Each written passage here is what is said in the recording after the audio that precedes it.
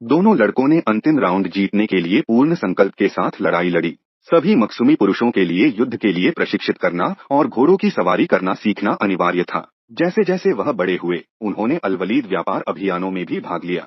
जल्द ही मुसलमानों को प्रताड़ित किया जा रहा था, अपमानित किया जा रहा था और समाज से अलग थलग किया जा रहा था। इस बिंदु पर खालिद इस्लाम के उद्भव के बारे में ज्यादा परेशान नहीं था। 10 साल बीत गए और मुसलमानों की संख्या बढ़ती चली गई। कुरैशी अभिजात वर्ग का विरोध और क्रूरता भी उसी अनुपात में बढ़ी। इसलिए 6/22 में पैगंबर सल्लल्लाहु अलैहि वसल्लम और अधिकांश मुस्लिम यात्रा पर चले गए। उन्होंने वहां एक इस्लामी राज्य की स्थापना की और शहर का नाम बदलकर मदीना कर दिया। इसने कुरैशी के लिए एक नई चुनौती पेश की। मदीना सीरिया के व्यापार मार्ग के साथ स्थित था और मुसलमान रास्ते में मक्का से कारवां को आसानी से रोक सकते थे। मक्का अर्थव्यवस्था की जीवन रेखा कमजोर हो गई। वर्ष 624 में अबू सुफियान के नेतृत्व में एक मक्का कारवां सीरिया से आ रहा था। जब उन्हें मुसलमानों की खबर मिली तो अबू सुफियान ने तुरंत इस खबर के साथ मक्का में एक दूत भेजा। कारवां में 1000 ऊंट और लगभग 50,000 दीनार का सामान था। किसी भी अनुमान से, इसलिए मक्का के नेता उस धन को खोने का जोखिम नहीं उठा सकते थे जो उन्होंने जल्दी से इकट्ठा किया था। लगभग 1000 लड़ाके मुसलमानों के अंतिम ज्ञात स्थान की ओर मार्च करते थे। इस बीच अबू सुफियान ने एक चक्कर लगाया और सुरक्षित रूप से मक्का पहुंच गया।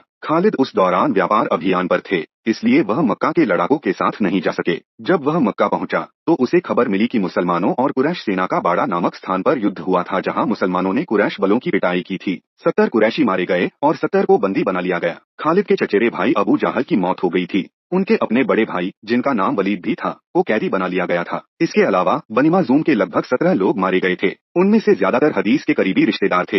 यह एक महान पर्सनल लॉ था। यह छिपाने के लिए है। कुछ दिनों के बाद खालिद अपने दूसरे भाई वालिद को मुसलमानों से मुक्त करने के लिए अपने भाई हाशिम के साथ मदीना गया। वे फिरौती का भुगतान करते हैं और अपने भाई को मुक्त करते हैं। मक्का लौटते समय उन्होंने दुल्हुलेफा नामक स्थान पर डेरा डाला। अगली सुबह खालिद और हाशिम ने वालिद को अपने शिविर में नहीं पाया। एक आश्चर्यजनक घटना में वालिद ने वास्तव में रात के दौरान शिविर छोड़ दिया। मदीना लौटे, पैगंबर सल्लल्लाहु अलैहि वसल्लम को रिपोर्ट किया और इस्लाम स्वीकार कर लिया। खालिद हक्का बक्का रह गया। उसका अपना भाई अपने ही परिवार के साथ ऐसा कैसे कर सकता है। उन्होंने उसे रिहा करने के लिए सिर्फ एक छोटी सी राशि का भुगतान किया है और उसके शीर्ष पर उनके भाइयों ने दुश्मन का पक्ष लिया जिसने उनके कई मासूमी रिश्तेदारों को मार डाला। हॉलैंड को क्या पता था कि कैद के दौरान वालिद ने पहले से ही इस्लाम की शांति और आशीर्वाद का स्वाद चखा जो उसने नहीं किया था। उस बिंदु पर इसे छिपाने की उनकी समझ, क्योंकि वह इस्लाम के सच्चे संदेश से अनजान थे। खालिद और हाशिम खाली हाथ मक्का लौटे हैं। उसके कुछ महीनों बाद 625 में मक्का में खबर पहुंची कि अगले कारवां पर भी मुसलमानों द्वारा हमला किए जाने का खतरा था। कुरैश के नए नेता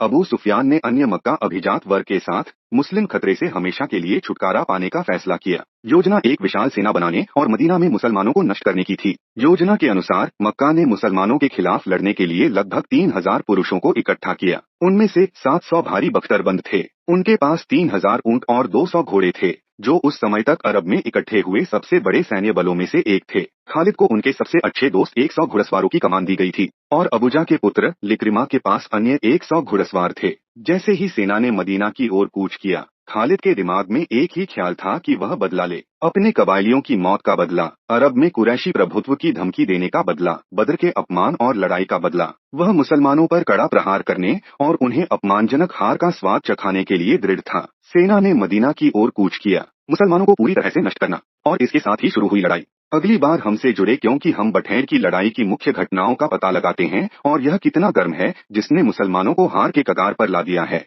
इसलिए बने रहें।